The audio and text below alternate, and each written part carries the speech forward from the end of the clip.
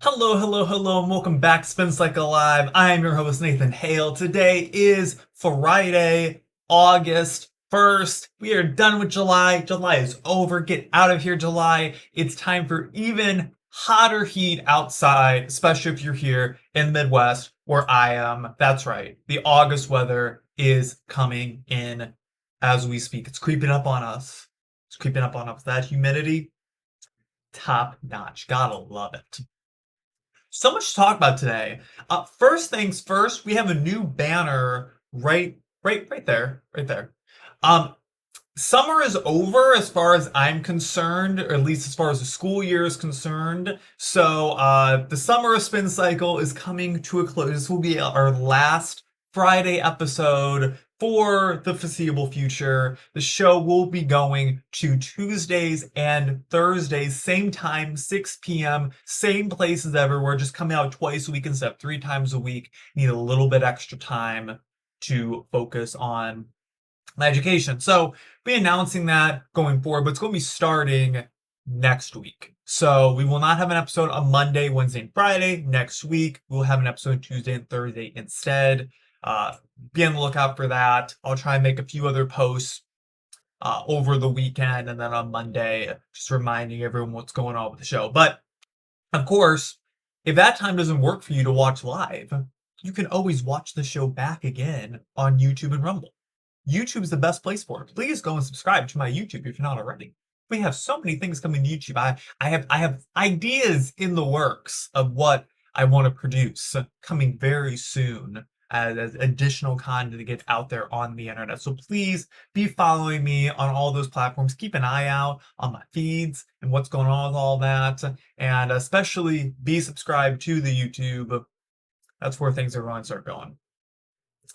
But yeah, that's all I got for right now. So let's get into our very first story of the week. Story has a bit of controversy coming to it. So, I had seen this and was not entirely, I guess, aware of all the details surrounding all this, and interested to talk more about it. So the Smithsonian removal of Trump from impeachment exhibit draws fire. So I guess the Smithsonian, I've never been, guys. I've never been to DC. I want to go so badly. I do. Never been.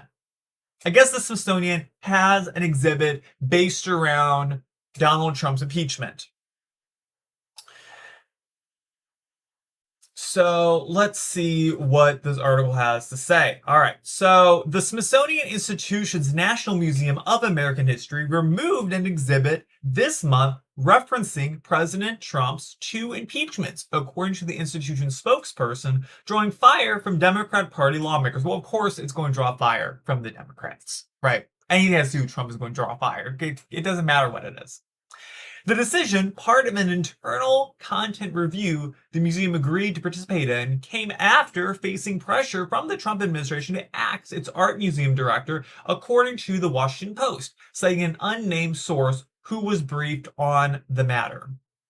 Quote, a large permanent gallery like the American Presidency that opened in 2000 requires significant amount of time and funding to update and renew, a Smithsonian spokesperson said in an email statement to The Hill. Quote, a future and updated exhibit will include all impeachments. Thumbs up to that. The change ignited criticism from some Democrats who argued Trump wants the public to forget about the impeachments. Well, of course he wants the public to forget about the impeachments, right? If I was impeached as a president twice, I want people to forget about it too, right? This isn't a matter of liking Trump or not.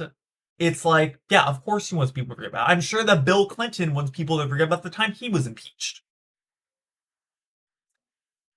So in late March, Trump penned an executive order directing the removal of divisive narratives from the Smithsonian Institution that do not align with the White House's vision to remind Americans of our extraordinary heritage. In September 2021, the museum installed a temporary label on content concerning the impeachment of Donald J. Trump. The Smithsonian spokesperson told the Hill, quote, "It was intended to be a short-term measure to address current events at the time. However, the label remained in place until July 2025. Quote, "In reviewing our legacy content recently, it became clear that the limits of presidential power section in the American presidency, a glorious burden exhibition, needed to be addressed," the spokesperson said. "The section of this exhibit covers Congress, the Supreme Court, impeachment, and public opinion," he continued. "Because the other topics in this section had not been updated since 2008, the decision was made to restore the impeachment case back to its 2008 appearance." All right. What do I think about all this? Well, I think that Trump's impeachments were a sham right off the bat. I think Trump's impeachments were a sham. The 2 times they did to him was completely unwarranted. And the fact that we're still talking today about constantly impeaching the man, I think is crazy, right? We've completely, the Democrats have completely eroded what it means to impeach a president in their behavior towards Donald Trump, right? Impeachment is not this like light little thing that just happens to someone, right? This should be used in the gravest of circumstances, right? And the conviction of an impeachment is an even graver circumstance beyond that, right? So, of course, Trump was impeached. He was not convicted. The Senate acquitted him, just like they acquitted Bill Clinton, right? Now, what I take issue with is the fact that it seems like the Trump administration was trying to force the museum to take this information out of it, right? And as far as I'm concerned, if we're talking about Bill Clinton's impeachments, if we're talking about Richard Nixon, if we're talking about all the other presidents who have been impeached, we need to talk about Donald Trump's too. Regardless if it was a sham, regardless of what you believe about it, it should all be talked about in the same context together. So it seems like the museum is revising their exhibit on all that. They're going back to the older exhibit, and there will be a time in the future when the Trump impeachments are introduced. But think of the big picture here, folks. Okay, this is not a matter of, oh, if you believe the Trump impeachments were a sham or not. It doesn't matter. It actually doesn't matter what you think about what happened to Trump in this context. What matters is that this is history that happened in our country. And I actually think the bigger issue is not talking about it versus having it on display for everyone to see, right? If we're trying to cover up what happened in American history, that's not good, right? We should have our history on full display. This is kind of the same approach the left takes when they want to tear down old statues. Now, I think some statues can be taken down.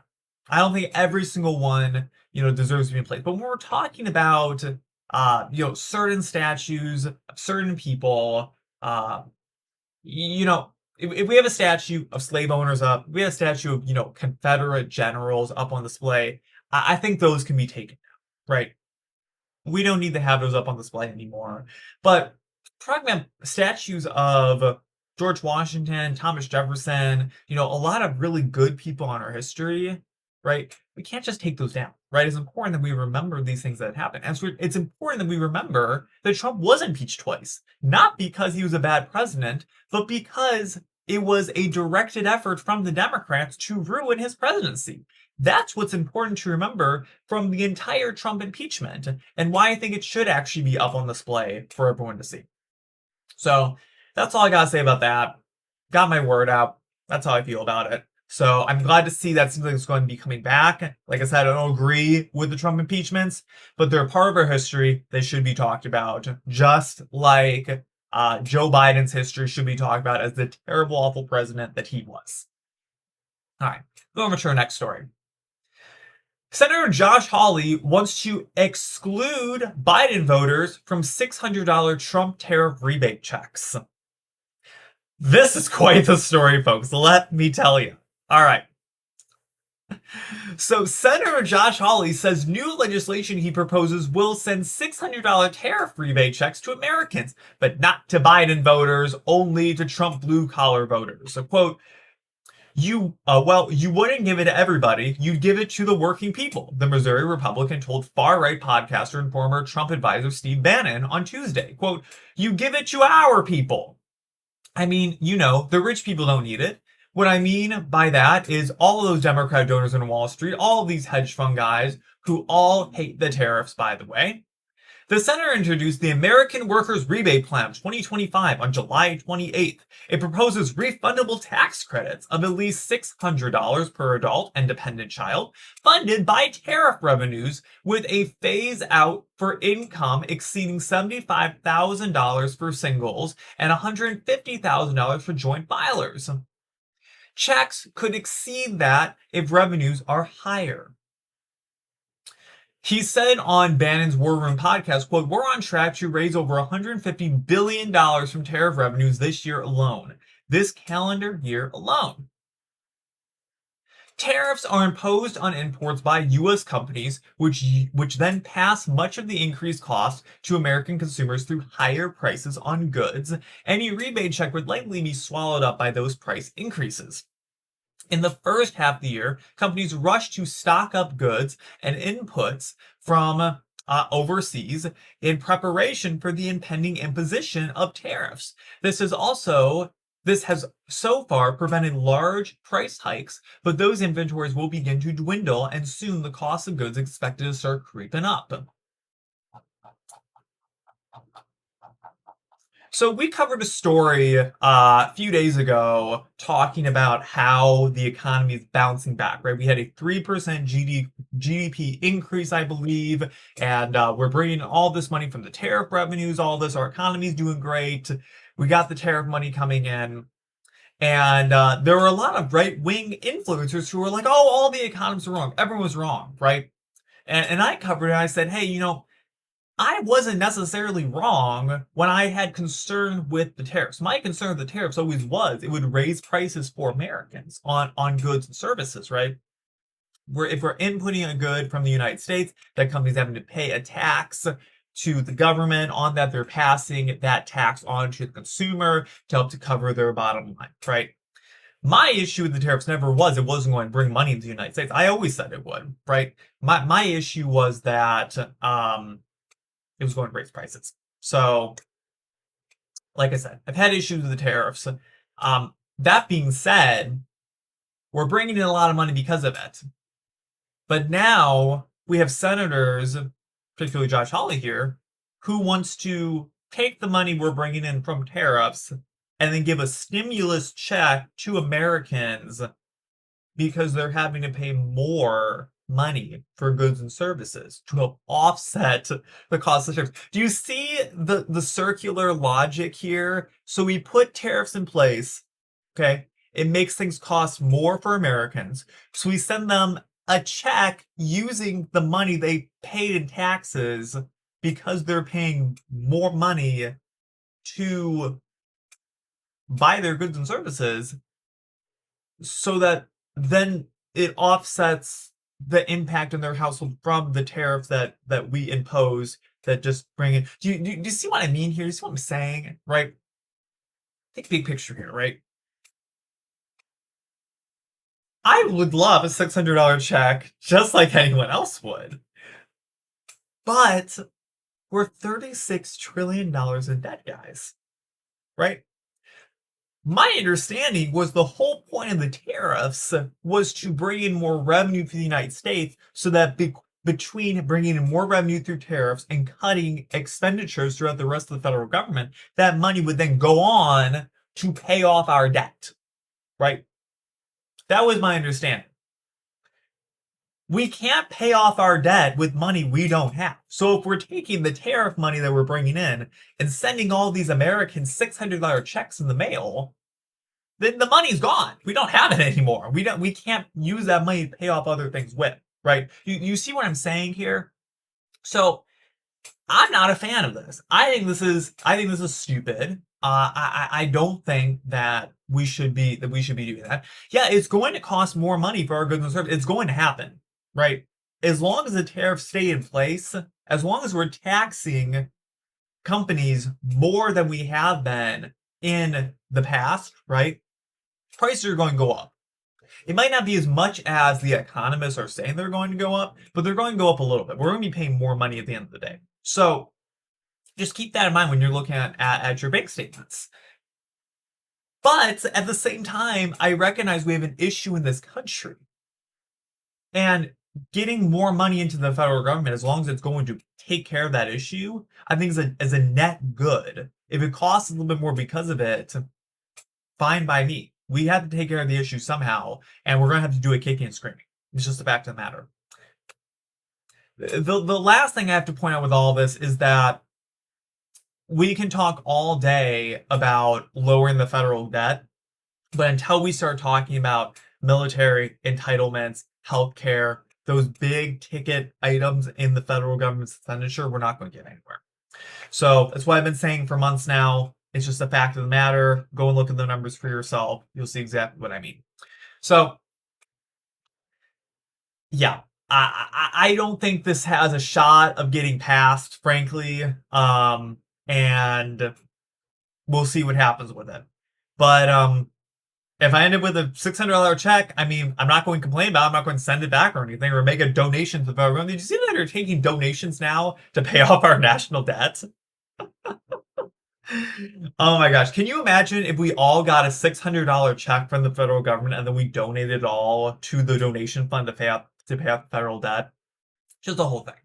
All right. Let's talk about our next story. So, a look at college with federal money targeted by the Trump administration. So, we've been talking about a lot on this show. The Trump administration has been going after colleges left, right, and center. I am more than in favor of all this. Smack them hard. Get them to pay up some cash. The university system needs to know where their place is at. Total win from the Trump administration. So this article kind of goes through some things that have happened with that. So several lead U.S. colleges have made deals with President Donald Trump's administration offering concessions to his political agenda and financial payments to restore federal money that has been withheld. Ivy League schools, Columbia, Brown, and the University of Pennsylvania have reached agreements to resolve federal investigations. The Republican administration is pressing for more, citing the deal is negotiated with Columbia as a roadmap for other colleges. There is a freeze on billions of dollars of research money for other schools, including Harvard, which have been negotiating with the White House even as it fights in court over lost grants. This is fantastic, right? I have no issue with whatsoever. Find the heck out of them for what they've done. The universities need to have massive reform done to them. They are no longer the beacon of intellectual knowledge that they once were, even 10 years ago. So I have an issue with this at all. And I'm in the university system right now. Don't have an issue whatsoever. Also, as someone who's in the university system, who's done research and gotten research grants, I know the kind of research that we're doing at a lot of these universities, and it's subpar, to say the least. So let's hear what's been happening to the universities. Columbia University. Columbia said July 23rd it had a $200 million fine to restore federal funding. The school was threatened with the potential loss of billions of dollars in government support, including more than $400 million in grants canceled earlier this year. The administration pulled that money because of what it described as Columbia's failure to address anti-Semitism on campus during the Israel-Hamas war. Columbia has agreed to administration demands such as overhauling its student disciplinary process and applying a federally backed definition of anti-Semitism to teaching and a disciplinary committee investigating student critical of Israel. Federal officials said the fine will go to the Treasury Department and cannot be spent until Congress appropriates it. Columbia also agreed to pay $21 million into a compensation fund for employees who may have faced anti-Semitism. Fantastic, right? Brown University. An agreement Wednesday calls for Brown to pay $50 million to Rhode Island workforce development organizations that would restore dozens of lost federal research grants and end investigations into alleged allegations of anti-Semitism and racial bias in Brown admissions. Among other concessions, Brown agreed to adopt the government's definition of male and female and remove any consideration of race from the administration process. University of Pennsylvania. Under a July agreement resolving a federal civil rights case, Penn modified a trio of school records set by transgender swimmer Leah Thomas and said it would apologize to female athletes disadvantaged by Thomas's participation on the women's swimming team. Absolutely. Massive win from the Trump administration right there. Love to hear it. Harvard University. The administration has frozen more than $2.6 billion in research grants to Harvard, accusing the nation's oldest and wealthiest universities of allowing anti-Semitism to flourish. Harvard has pushed back with several lawsuits. In negotiations for a possible settlement, the administration is seeking for Harvard to pay an amount far higher than Columbia. Fantastic. They can afford it, right? Or don't take federal research money, right? I don't see what this big issue is, right? Run your university however you want to run it, but don't expect to get federal money because of it if it doesn't align with the values of America. You need to be protecting people on your campuses. And when people are literally threatening to kill other students on your campus, you need to take that seriously, right? If you're saying, racially divisive chants at a protest, that needs to be taken seriously on your campus, right? Universities are already not that safe of a place to be. You need to take this thing seriously, or else don't take federal research money. Run your university however you want to be. You have money to do it. Harvard charges enough to self-fund itself. All right, Cornell University. The White House announced in April that it froze more than $1 billion of Cornell's federal funding as it investigated allegations of civil rights violations. Northeastern University, like Cornell, Northwestern saw a halt in some of its federal funding in April. The amount was about $790 million, according to the administration. Duke University. The administration this week froze out $108 million in federal money for Duke. The hold on funding from the National Institute of Health came days after the Department of Health and Human Services and Education sent a joint letter alleging racial preferences in Duke's hiring admissions, which is already illegal based on the Supreme Court ruling that came out a few years ago. Thank you, President Trump's Supreme Court, for that as well. Princeton University. Dozens of research grants were suspended at Princeton without a clear rationale, according to an April 1st campus message from the university's president, Christopher Elsgruber. The grants came from federal agencies such as the Department of Energy, NASA, and the Pentagon. Fantastic. I have nothing more to add here. I think this is great. Keep an eye on all of this. I think that this is good. This is good for the universities to get smacked a little bit. They need to know that when they have protests on their campuses that actively try to go after and alienate certain members of their campus population, they're going to hear from the government. That's just the fact of the matter, right?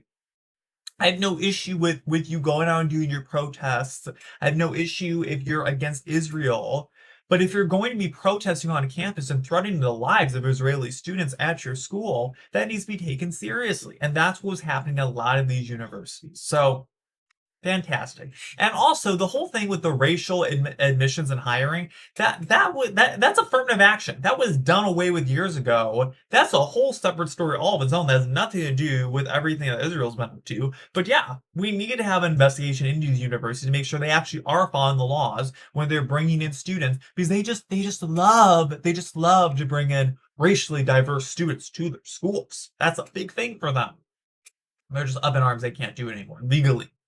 So, government, you should be looking into stuff like that. I'm sure it's still happening. All right, last story of the week. Let's talk a little bit more about the Durham files. So, liberal media is dead silent about the damning revelations in the declassified Durham Annex. Remember, irrefutable evidence that Barack Obama and his administration were in on trying to ruin the reputation of Donald J. Trump. Irrefutable evidence. Irrefutable. That's what Tulsi Gabbard said. All right, so read through this. Liberal publications face evidence that the narrative they pushed for nearly a decade apparently came down to a baseless Clinton smear. CIA Director John Radcliffe teased on Sunday the release of previously classified intelligence pertaining to a Hillary Clinton plan to falsely accuse Donald Trump of Russia collusion. Irrefutable evidence that this happened. Irrefutable.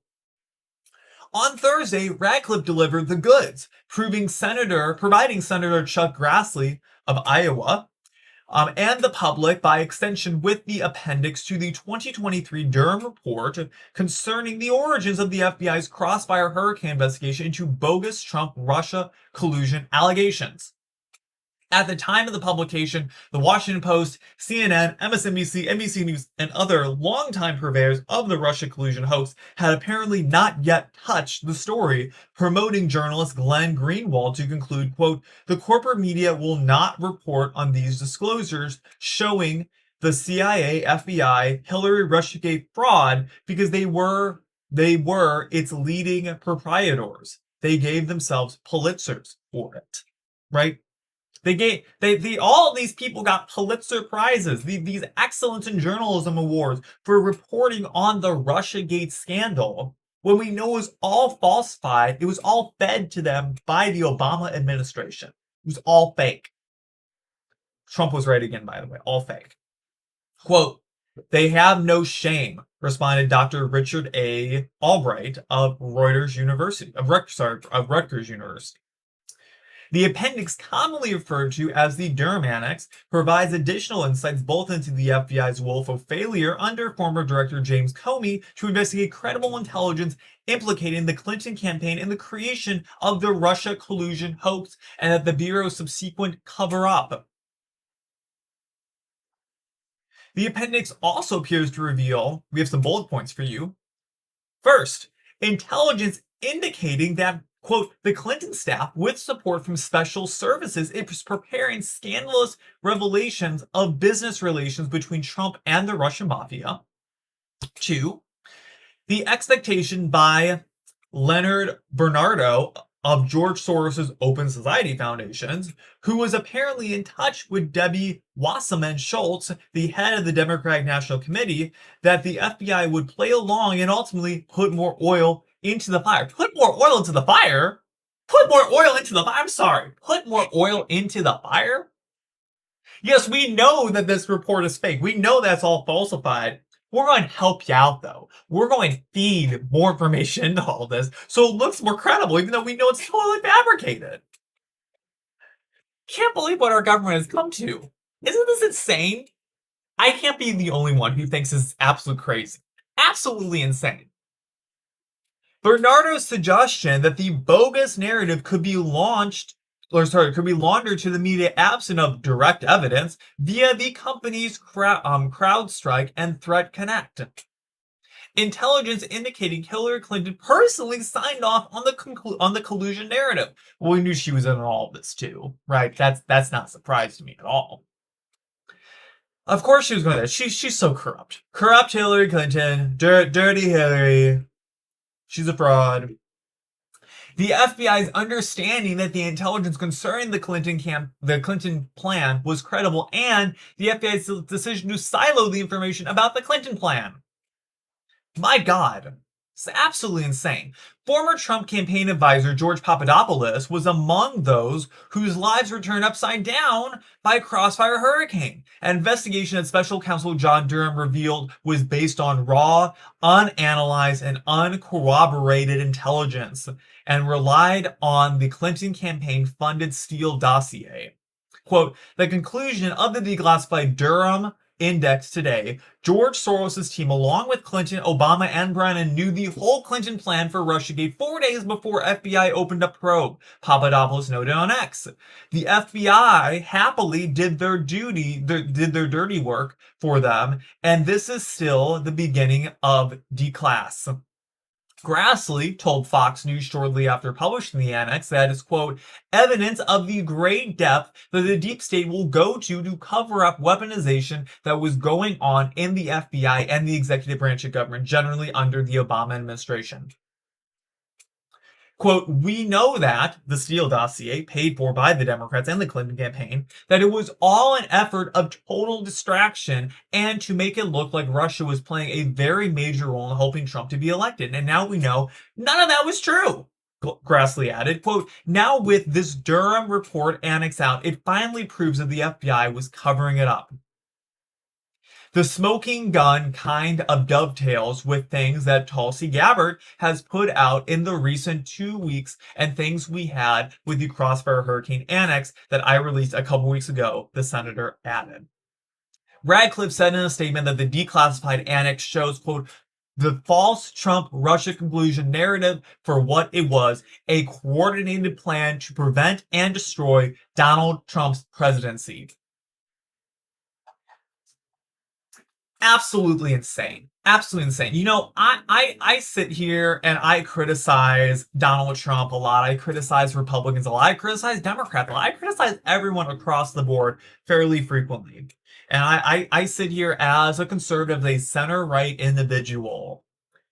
And I am completely appalled by the behaviors of the Democrats, right? No matter what Republicans have in store for the future, I will never, ever align myself with this side of the political aisle. This is absolutely corrupt. This is disgusting. The fact that our government, that our tax dollars funded this, right? All of our money paid these people's salary, paid for all of this, right? The American people financed this operation to discredit an elected president of the United States, all because they did not want Donald Trump in office, all because they knew what he was going to do, the hell that was going to rain down upon the left if Donald Trump became president in 2016. I cannot imagine what our country would look like had Hillary Clinton been elected in that election. We dodged a massive bullet. I truly believe it was a gift of God that Donald Trump was elected in 2016. I mean, there are few times in life where I feel like we can truly look at an event that happened and said, there was a divine influence that happened. One of them was the 2016 election. One of them was that election. Another one of them was Trump not getting shot at Butler, Pennsylvania last year. You can see God's hand reach down and just turn his head, just like that, right away from that bullet. It's absolutely insane. The things that I have learned about our government in the past few weeks, I think are just, they've blown my mind. I did not think my mind could get blown as much as it did, but truly has. Now, I never was of the opinion that the whole Russiagate thing was at all legitimate. But I never would have thought that the documents that proved it wasn't would have actually been released. I never would have thought that our government would actively come out and say, this is a fact, irrefutable evidence, this is a fact that this happened. Absolutely insane. We'll be sure to keep you updated and covered on all of the new breaking stories when it comes to this whole scandal. This is just insane. It just blows my mind. I have to like sit back after I read stuff like that and just like think about it. I'm just like, my God, the amount of corruption in the deep state of this country is truly wild. It's like, this is not what we do in the United States. Our founding fathers were rolling over in their graves knowing that our government actively participated in trying to ruin the reputation of an elected president. It's just crazy. Our own government. And there's people still in our government who are trying to do this. I'm sure they're not all gone. I'm sure they're not. Oh my God. It's just, it's so evil. It's so corrupt. But with that, that's all I have to say for you all today. Thank you so much for watching. I hope that you enjoyed this episode of Spin Cycle Live. Make sure you're following me on X, on Instagram, on YouTube, on TikTok, on all the platforms. Look out for upcoming announcements. Be sure you're subscribed on YouTube, especially for all that upcoming content that I have in the works for you all. Tweet at me. Let me know what you think of today's episode. Send me a message with your thoughts. I'd love to hear from you all. And, yeah, with that, I will see you all on Tuesday. Remember, show is moving to Tuesdays and Thursdays, 6 p.m. Eastern Time. Summer Spin Cycle is over. It's done. Shut it down. We're going back 2 days a week. Need more time for my life. As much as I love doing this show for you all, I gotta cut back a little bit. 2 days a week, Tuesday, Thursday, 6 p.m. Eastern Time, Spin Cycle Live. Mark it in your calendars. If you can't make it live to the shows, watch it on YouTube and Rumble after the fact. All good there. And you can even watch it on X if you want to. That's fine too. It's still on my feed. Just scroll down a little bit. Scroll down. But with that, thank you so much for watching. I appreciate it so much. And with that, I have been Nathan Hale. This has been Spin Cycle Live. Peace out.